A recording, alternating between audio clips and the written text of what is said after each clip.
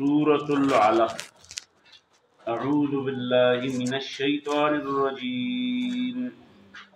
بسم الله الرحمن الرحيم. اقرأ باسم ربك الذي خلق. خلق الإنسان من علق. اقرأ وربك الأكرم الذي علم بالقلم. علم الإنسان ما لم يعلم. كلا إن الإنسان ليطغى أن رآه استغنى. إن إلى ربك الرجعى. أرأيت الذي ينهى عبدا إذا صلى. أرأيت إن كان على الهدى أو أمر بالتقوى. أرأيت إن كذب وتولى. ألم يعلم بأن الله يرى. كلا لئن لم ينته لنسفعا بالناصية. ناصية كاذبة خاطئة. فليدع ناديه. سندع الزبانية. كلا لا تطعه واسجد واقترب. دې سورت نوم دی سورت العلق او دا تقریبا پر دویم آیت کې سلورم نمبر ټکي د علق ذکر دی. علق د یې هغه ټینګې خټې ته وایي. دلته د دې سورت نازلېدل په دوو حصو کې. یو د هغه اولنی څلور پنځه آیتونه دي چې دا په غار حرا کې رسول الله صلی الله علیه وسلم ته اولنی وحی په تور باندې نازل شي او دا بیا د هغې نه وروسته کلا ان الانسان لیطغى ان رآه استغنى ارأیت ان کذب وتولى دا آیتونه چې دا بیا وروسته یو کال دو بعد چې دي نازل شوي دي او بیا په یو صورت کې راجمع دي. نو په دې صورت په دې اولنۍ حصې کې د علم اهمیت بیان شوی دی. اقرأ بسم ربک الذي خلق. خلق الانسان من علق. اقرأ وربک الاکرم الذي علم بالقلم. د تعلیم او د علم او د تعلم او د تعلیم د دې اهمیت پکې بیان شوی دی، واضح شوی دی. د هغې نه وروسته بیا په دې دویمه حصه کې د آخرت نه غافل انسان کردار بیان شوی دی چې کوم سړی قیامت نه مني د هغه په کردار کې به دا تبدیلیانې مثلا مونځ به نه کوي، بل چې مونځ کوي د مونځ به ګډوډ کوي، د هغه د لمانځه ټایمونه به خرابوي. لکه تاسو په دې خپلو کلو کې ګورئ سړی به ښه روغ رمټ چې دا ښه خلک وده شي بس دلته به چېرته یا د چا د ښځې زوی شوي یا به چېرته لور به بل کور ته ودېږي یا به زوی له د بل کور نه واده راوړی شي ډز ډز ډز ډز به شروع کړي. خلک وایي که چېرته فوجیانو طالبانو چا جګړه شروع کړه ګړه خټول خلک به راشي. دا ولې دا یو خارښ دی چې په دې مالداره خلکو کې د ځوانانو هلکانو کې دا ورپکېږي. د هغې د وجې نه څه چل وکړي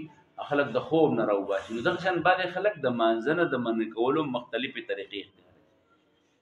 د مانځه په ټایم کې به کرکټ شروع کړي، د روژې په ټایم کې به چې کوم دی کرکټ شروع کړي، نغارې به شروع کړي، سورنۍ تاو به شروع کړي. دغه عملا کله به په سړي باندې باقاعده ظلم به پې کوي چې نه لکه مونځ به کښېنه دا هم پکې ممکنه. نو د آخرت نه چې کوم خلک غافل دي د هغې انسان کردار پکې بیان شوی او په آخر کې بیا ابو جهل یو ځل رسول الله صلی الله علیه وسلم د مونځ نه منع کوه نو د هغه د خپل بد انجام نه یارولی شوی دی په آخر کې په دغې عمل باندې. نو فرمایي اعوذ زه پناه غواړم بالله د الله سره من الشیطان د شیطان نه الرجیم د هغه رټلی شوي شیطان. بسم الله شروع کوم په نوم د الله الرحمن چې ډېر زیات مهربانه دی، الرحیم او همیشه مهربانه دی. اقرأ وایا. کله چې رسول الله صلی الله علیه وسلم په غار حرا کې ناست او جبریل امین ورته داسې شکل جوړ کو په هغې انساني شکل کې راغی ورته کېناست نو ده ته ویل اقرأ وایا پړ. نو هغه ورته ویل ما انا بقارئ زه لوستل نشم کولی. رسول الله صلی الله علیه وسلم وایي زه رسې ونیمو ځان ته راجغ کړم وایي چې پرېښودم بیا یې راته ویل چې وایه اقرأ وایي ما ویل چې نشم ویل. وایي په درېیم ځل یې راته بیا وایي چې راجغ کړم وایي ما ورته وایي چې ماذا اقرأ څه ووایم نو هغه راته وایي اقرأ باسم ربک د خپل رب نوم دې ووایه د خپل رب نوم دې ووایه نو اقرأ باسم ربک ووایه خپل نوم د رب خپل ووایه نوم د خپل رب یعنې ګوره د هر نیک کار په اول سر کې د الله نوم واله اقرأ باسم ربک ووایه ووایه نوم د خپل رب رب الذي هغه رب خلقا چې د انسانانه پیدا کړي خلقا چې د انسانانه پیدا کړي خلق الانسان او د انسان پیدا کړی دی من علق د یو ټینګې خټې د یینې نه د یینې د ټینګې خټې نه پیدا کړی اقرأ لوله وایه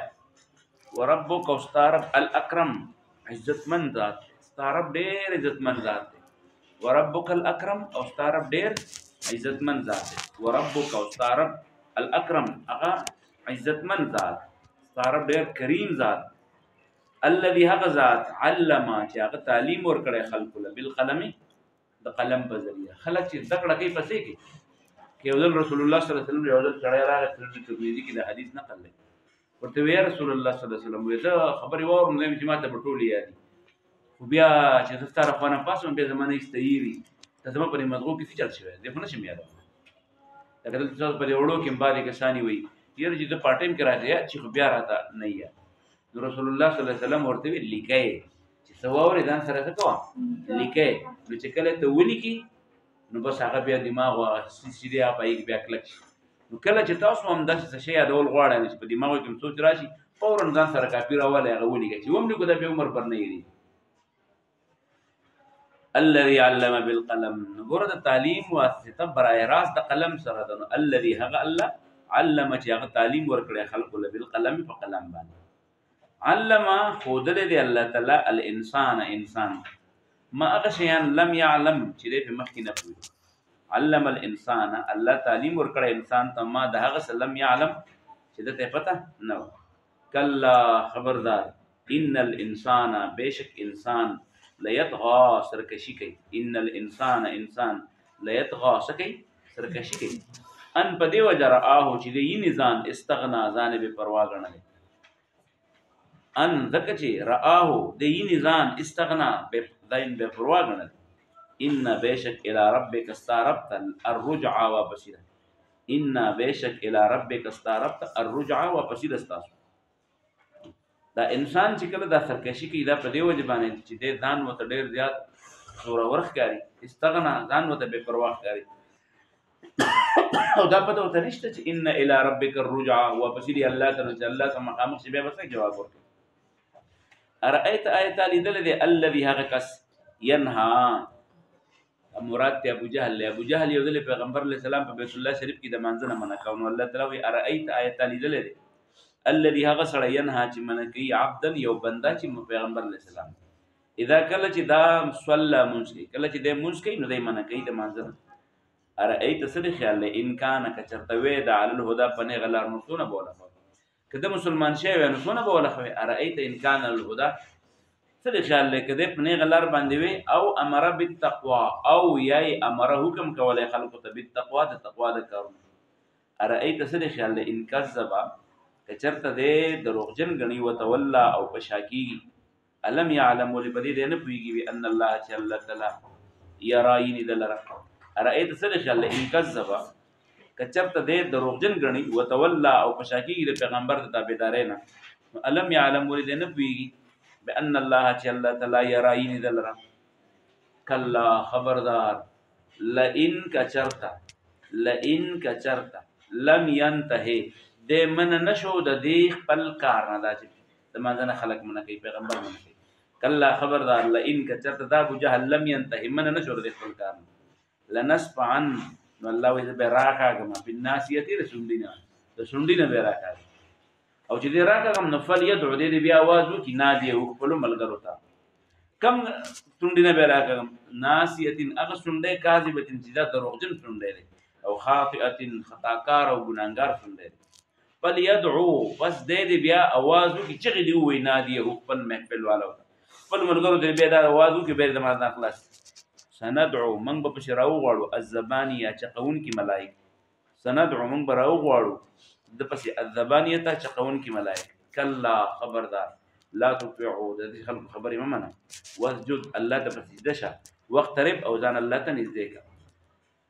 بسم الله الرحمن الرحیم اقرأ لولا بسم ربک نوم د خپل رب الذي هغه رب خلق چې پیدا کړی د مخلوق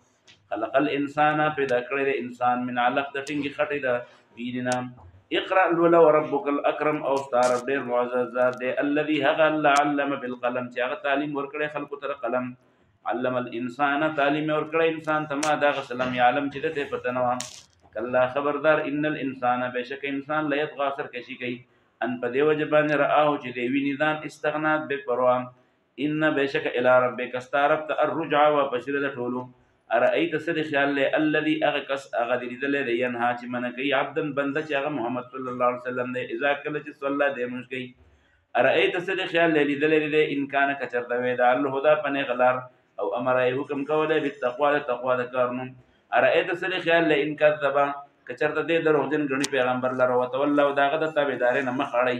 علم یعلم ولید د پته نشته به ان الله چې الله تعالی یرایني دلرم کلا خبردار لئن لم ينتهي کچرته دې من نشل نسبان من بیراکا بالناسیه لتندینا ناسیه د هغه تندینا کاذبتین چاره دروغ تندې خاطئه خطا کار تندې فلیدعو پس دې आवाज کی بیا نادی او خپل محفل والو تا سندعو من براو بلو الزبانیه اغا رچقون کی ملائک کلا خبردار الله تو په هغه څه خلق خبرې من وسجد الله تبذل شان وقت قریب او ځان الله تنزل کام په دې صورت کې یو څو خبرې جریه زموږ د پاره د عمل لې چې هغه تیاری یو خبردار چې هر نیک کار د بسم الله نه شروع کول پکار دي هر نیک کار نه شروع کول پکار دي د الله د نوم نه بسم ربک اقرا بسم ربک دویمه دا چې د انسان د لویواله د علم په وجه باندې انسان چې د نور مخلوقاتونه دا ممتاز دی والله تعالی اشرف المخلوقات پیدا کړی دی دا د علم په وجه چې الله چې انسانانو لکه علم ورکړی دی یا مخلوقات له نه ورکړي درېمه خبره زموږ د پردا ده چې الله تعالی په خپل بندگانو باندې کرم کوي رحم به کوي مهرباني به کوي څلورمه خبره دا ده چې قلم چې دی نو دا د سبق د زده کولو یو ذریعہ ده قلم چې دی نو دا د سبق د زده کولو یو ذریعہ ده او پنځمه خبره دا ده په دې کې چې په دنیا کې د غلطو عملونو سزا کمیلو نشو نو انسان دا غي نرسته بیا څه کوي سرکشي شروع نو انسان چې په دنیا کې د خپل بدو عملونو سزا نه ملاويږي نو بیا ورور وران شي نو بیا استلار شي قاتل داکو هغه شي دی جوړ شي نو سرکشي شروع ومه خبره په دې صورت کې زموږ د عمل لپاره دا چې الله مخ ته جوابده احساس شي دا چې کله په انسان کې نو دا ډېر ګناهونو نه سړی بچ کوي او اتمه خبره دا ده چې الله تعالی زمونږ واړه غټ پټ او ښکارا د هر عمل نظر هغه مونږ یې او نه هم خبره زمونږ د پاره په دې کې دا ده چې د الله تعالی چې کوم خلک خبره نه مني حکم یې نه مني نو د هغې دپاره سخته سزا ده چې سخته او لسمه خبره دا ده چې الله ته ځان څوک نږدې کول غواړي نو الله ته ځان د نږدې کولو بهترین ځای کوم دی سجده کول چې سړی سره په ځمکه باندې خو دی په دغه ټیم کې انسان الله ته ډېر زیات نږدې واخر دعوانا الحمدلله ربنا تقبل منا وړو شب